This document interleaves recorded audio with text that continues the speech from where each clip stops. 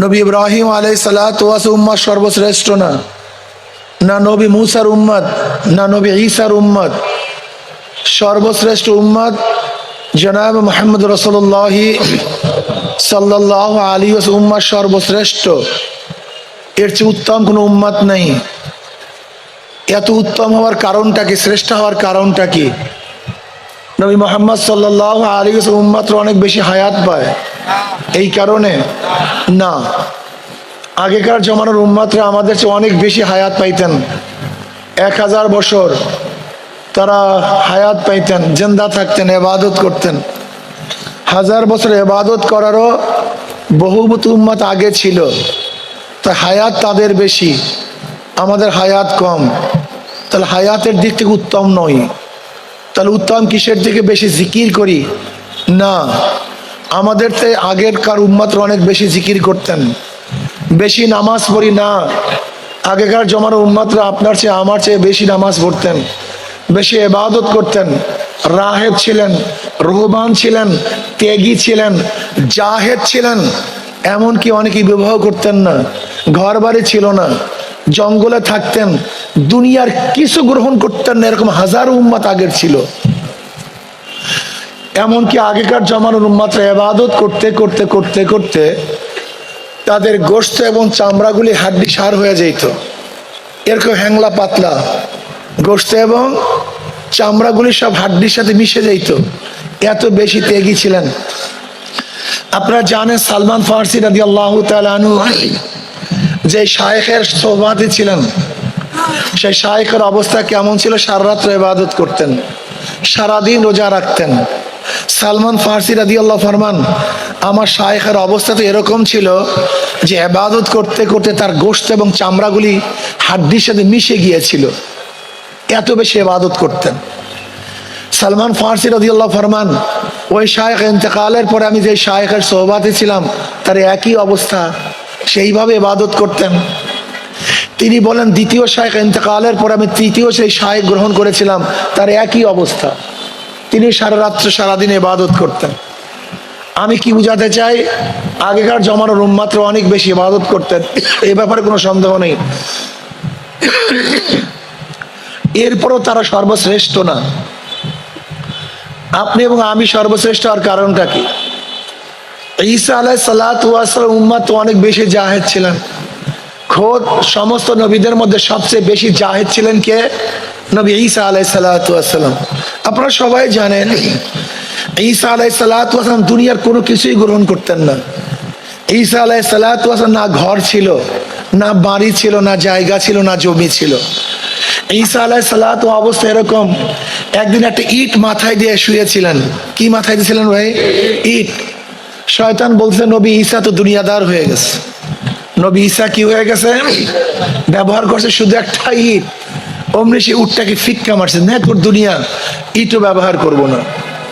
এত জাহেদ তিনি ছিলেন। ঈসা আলাইহিস সালাতু অবস্থা কেমন? একদিন প্রচন্ড ঝড় বৃষ্টি চলতেছে, আকাশে মারাত্মক গর্জন। ঈসা আলাইহিস সালাতু এক তাঁবুর মধ্যে আশ্রয়ের জন্য গেলেন।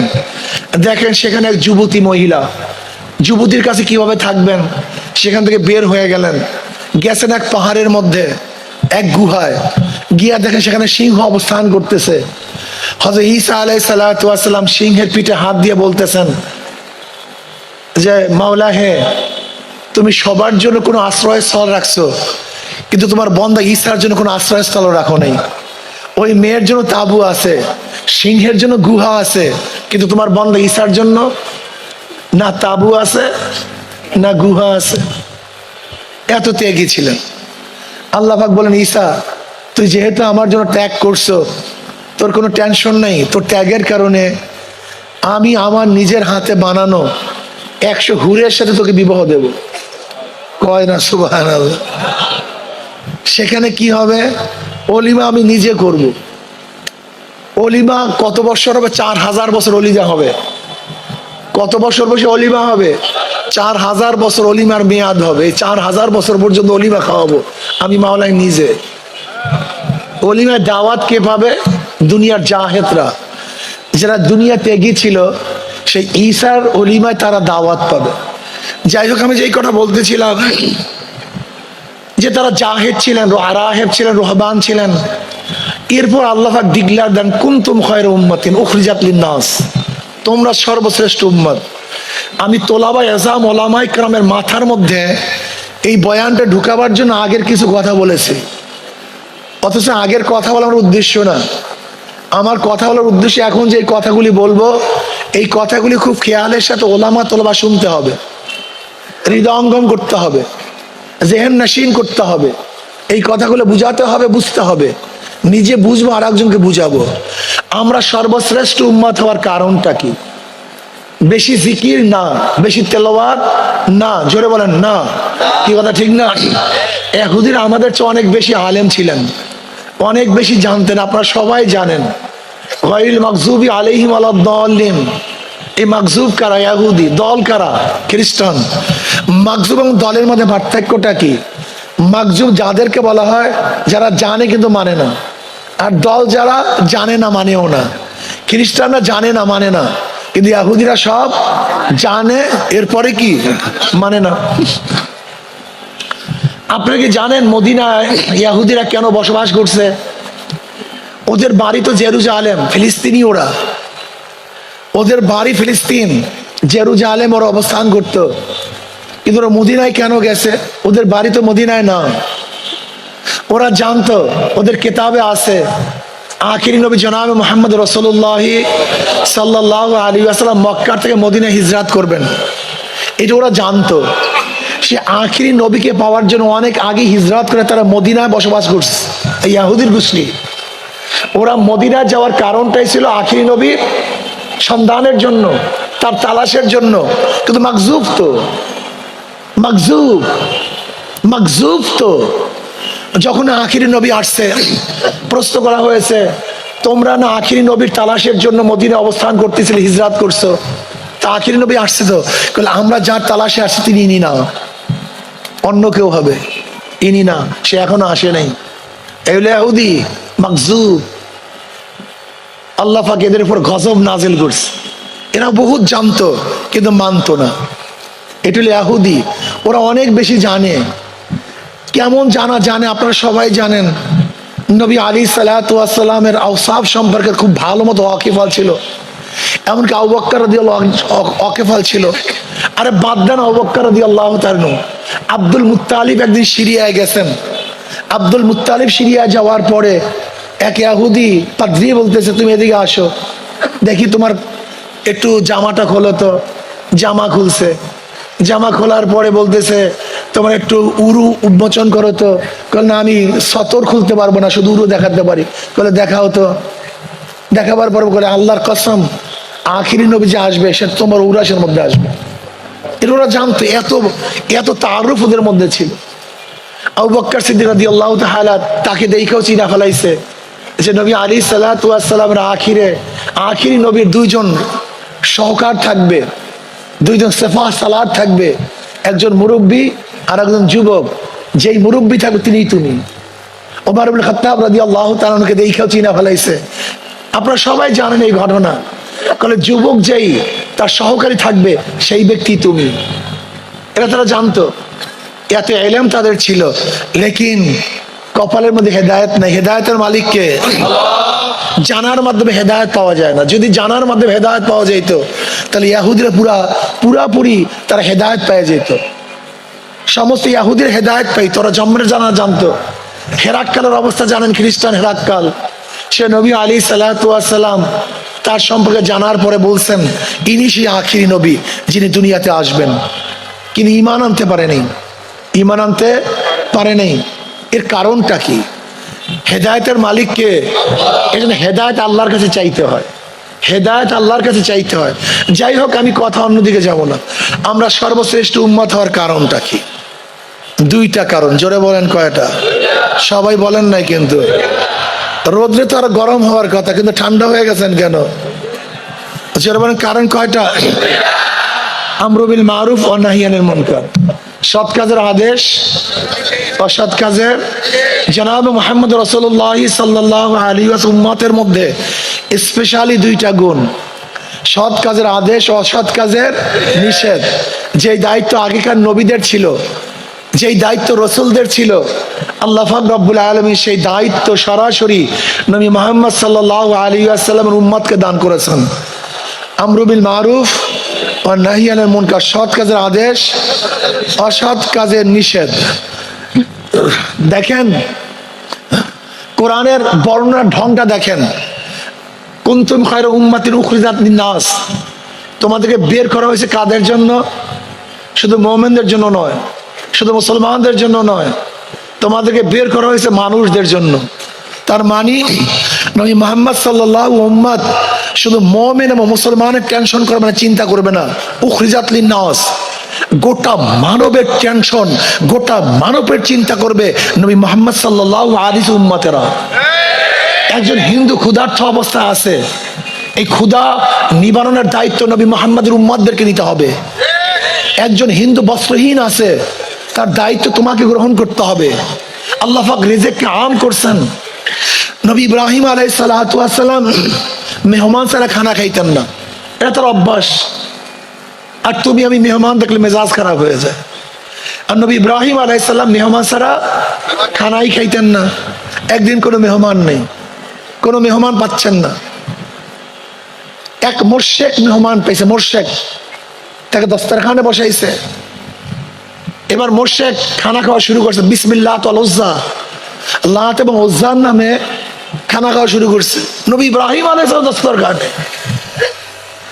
এই মানে শয়তানি চলে আসছে। বয়ান করতেছিলাম, শয়তানি পুরো জেহেনটাকে ধ্বংস করার জন্য কোন শয়তান যেন এইটাকে ফিট করছে। বেয়াকুবের তো একটা শেষ সীমা থাকা চাই।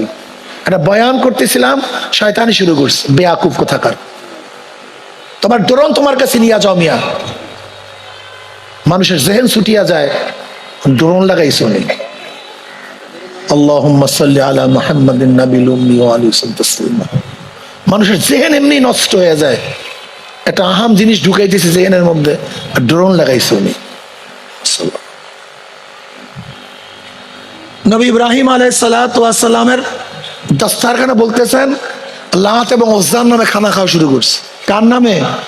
ডাইরেক্ট শিরক, মারাত্মক শিরক। নবী ইব্রাহিম আলাইহিস সালাম বলছে, আমার দস্তরখানে তুমি লাত এবং উজ্জার নামে খানা খাবা, আমি তোমাকে খানা খাওয়াবো না, তুমি আল্লাহর নামে খানা শুরু করো। এবার সে মুশরিক বলতেছে, আমি তো খানা খাওয়ার জন্য আসছি, ঈমান গ্রহণ করার জন্য আসিনি। তুমি খানা খাওয়াইলে খাওয়াও, না খাওয়ালে যাই আমি। করে যাও, তুমি লাত উজ্জার নামে খানা খাবা, আমি তোমাকে খানা খাওয়াবো না। রওনা করছে। ওদিকে আল্লাহ ডাক দিয়ে বলে, ইব্রাহিম 80 বছর পর্যন্ত এই মুশরিক লাত এবং উজ্জার নামে খানা খাওয়ার জন্য শুরু করছে।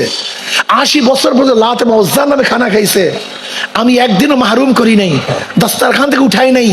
আর আজকে একদিন তোর সামনে লাত এবং উজ্জার নামে খানা খাওয়ার কারণে তুই মাহরুম করিয়া দিছ। তুই কি জানো আমি খানাকে, রিজিককে হারাম করছি? নবী ইব্রাহিম আলাইহিস সালাতু ওয়াস সালাম দৌড়াইলেন, বলে ভাই তুই জান না, ইচ্ছা খানা খা, আমার নবুয়তি যায়, জলদি খানা খা। আল্লাহ পাক রিজিক কাম করছেন। হিন্দুর জমিনের মধ্যেও যেই বৃষ্টি, মুসলমানের জমিনের মধ্যে একই বৃষ্টি। আর আশ্চর্য হবেন আপনারা, ইমাম গাজালি রাহমাতুল্লাহ ঘটনা বয়ান করেন, ইমান কতবার মজবুত থাকতে হয়, কত কঠিন ইমান, বিশ্বাস করতে পারবেন না। ইমান কত মজবুত থাকতে হয়, কত কঠিন পরীক্ষার মধ্যে থাকতে হয়। ওয়ালা নাবলুওয়ান্নাকুম, তাকিদ, ওয়ালা নাবলুওয়ান্নাকুম, অবশ্যই আল্লাহ পাক পরীক্ষা করবেন। কেমন পরীক্ষা করছেন মুমিনদেরকে? এক ব্যক্তি নদীর মধ্যে, সাগরের মধ্যে জাল মারতেছে ভূতের নামে, বিসমিল্লাহ আল উজ্জা আল মানাত, বাস জালের মধ্যে মাছের কোনো অভাব নেই। আর একজন বিসমিল্লাহ বিসমিল্লাহ, একটা মাছও নেই, একটা মাছও নেই। কি বুঝেন অবস্থাটা কি? হ্যাঁ, ভূতের নামে জাল মারে, মাছের অভাব নেই, অথচ আল্লাহর নামে জাল মারে কোনো মাছ নেই। এখন ফেরেশতারা আল্লাহর কাছে বলে, মাওলা হে, এই অবস্থা কি? বলে এই দুইজনের আখিরি আঞ্জাম দেখবা। যারা ভূতের নামে জাল মারে তার আখিরি অবস্থা কি হবে, আর যে আমার নামে জাল মারে তার অবস্থাটা কি হবে দেখো তো। দেখে একজন জাহান্নামে জ্বলতেছে, যে ভূতের নামে জাল মারে, আর যে আল্লাহর নামে জাল মারে সে জান্নাতের মধ্যে আনন্দ করতে।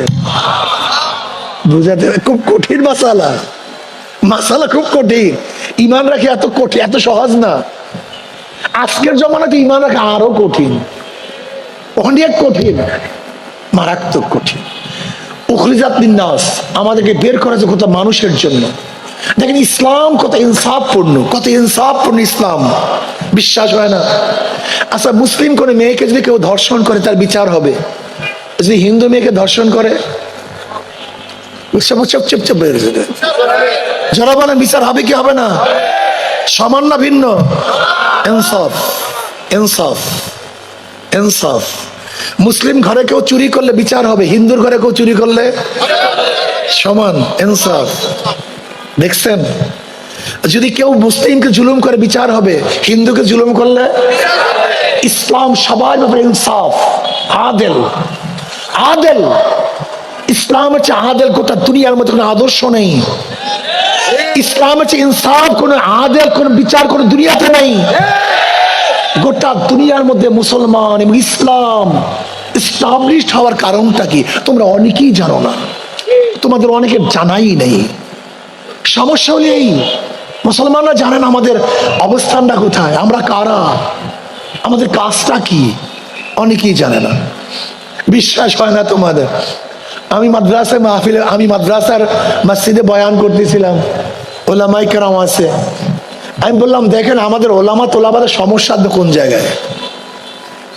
আসলে সমস্যা নিয়ে কেউ বয়ান করে না, শুধু ফজিলাত, ওলামাদের এই ফজিলাত, তোলাবাদের এই ফজিলাত, শুধু ফজিলাত। কিন্তু খয়রুল খেয়ার খেয়ালা ওলামা শাররুল শেরারে এই কথা কেউ কয় না, খালি দেখো ফজিলাত, ওলামারা এই, ওলামারা এই, ওলামারা এই, ওলামারা এই, কোনো সন্দেহ নেই।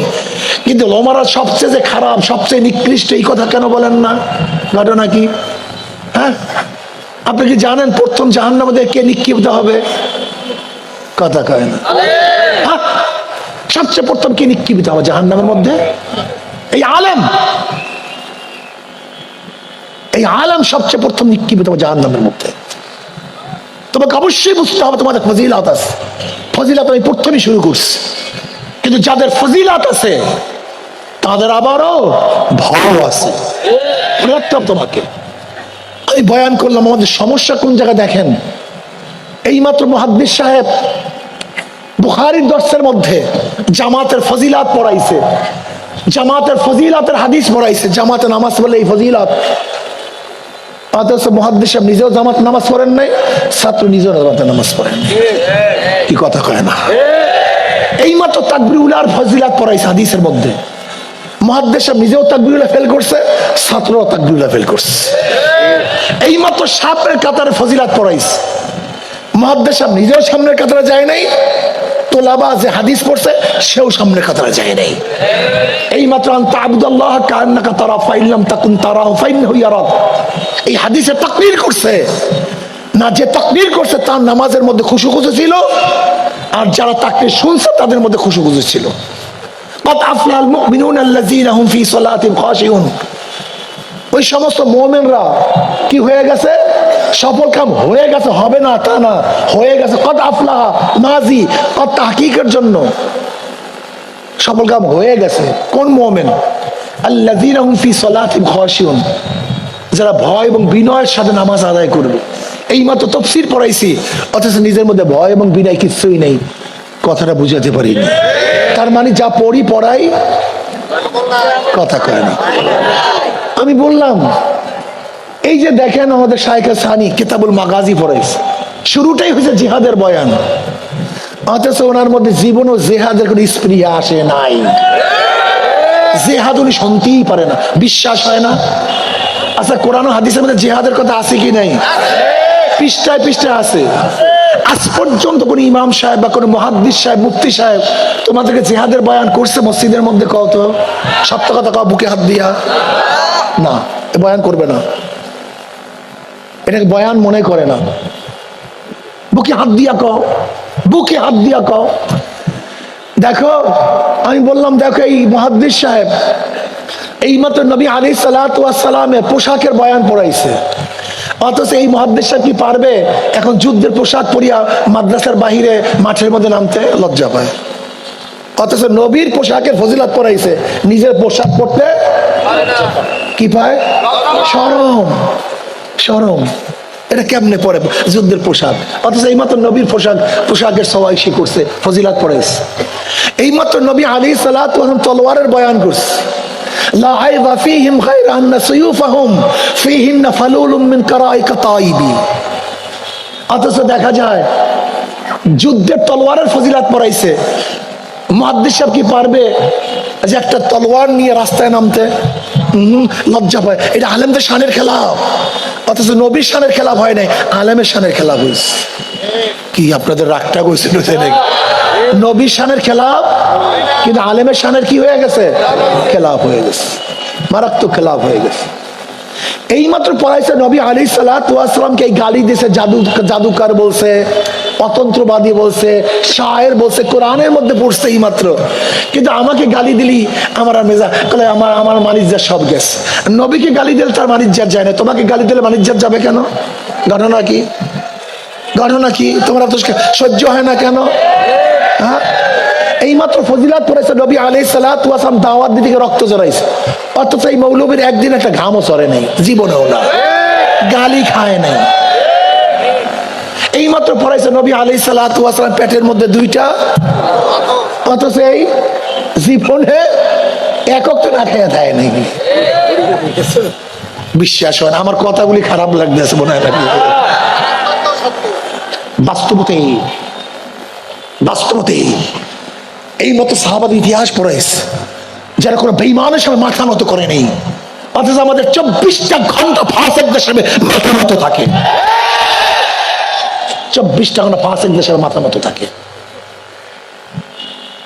এর কারণটা কি? যা পড়াই পঠন পাঠন, এটা একটা সিস্টেম, একটা সিস্টেম, কিন্তু কোরআন হাদিস সিস্টেম নয়, এটা পঠন এবং পাঠন নয়। খুব ভালো মতো মনে রাখবা, কাবুরা মাকতান ইনদাল্লাহি আন তাকুলু মা লা তাফআলুন। এই আয়াতের মেজদাক শুধু ওই বয়ানীদেরকে বলছো, যে ওয়াইজিনদেরকে? আজীব, সবার মাথার মধ্যে কাবুরা মাকতান ইনদাল্লাহি আন তাকুলু মা লা তাফআলুন মেজদাক কারা? যারা ওয়াইজ করে তারা। তা তুমি যে হাদিসের মধ্যে পড়াইছো, তুমি ওয়াইজ না, তুমি নাসি না, তুমি বায়ান না, তুমি মুদাররিস না, তুমি তো একই হালাত।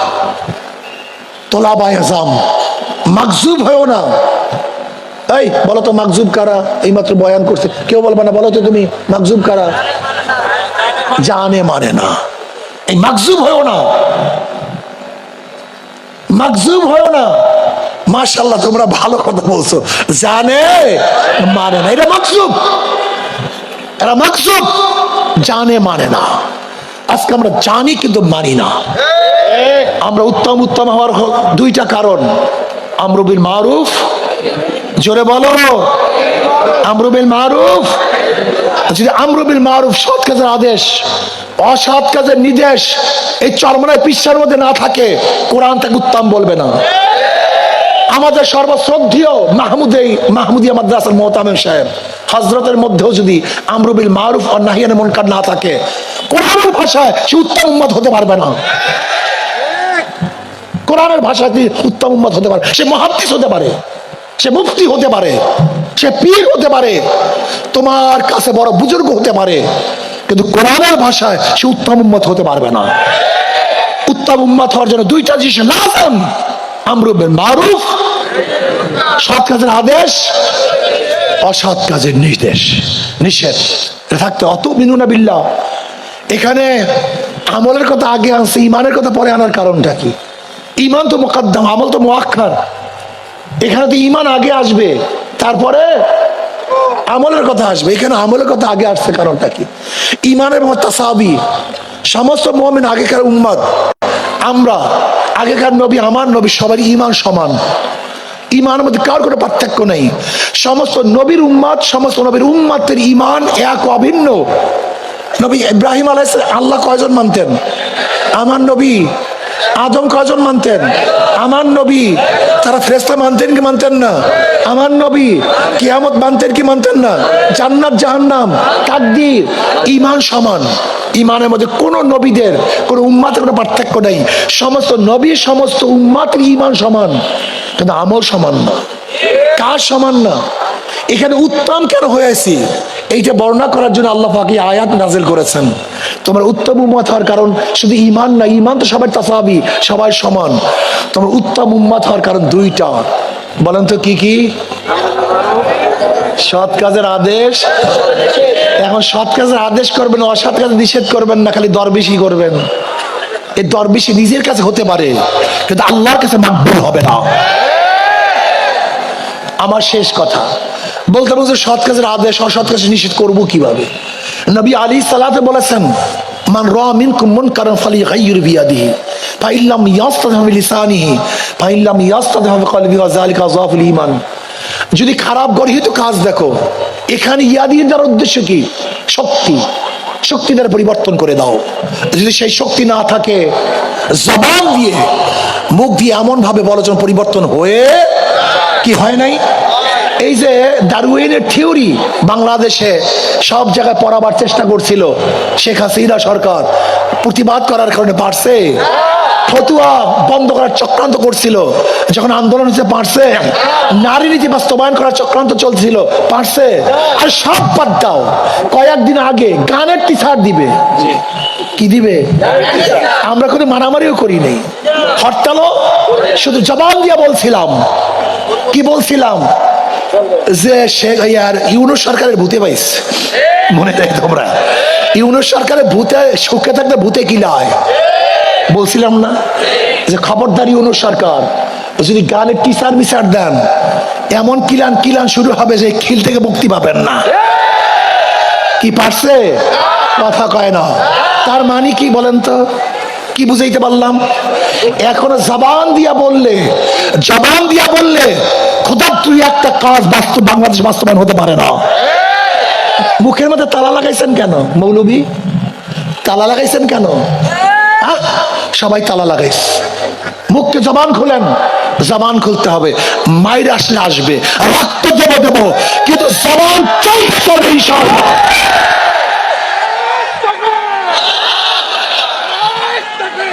শোনেন, আমাদের সমস্যা কি? ইহুদিরা কি কইতো?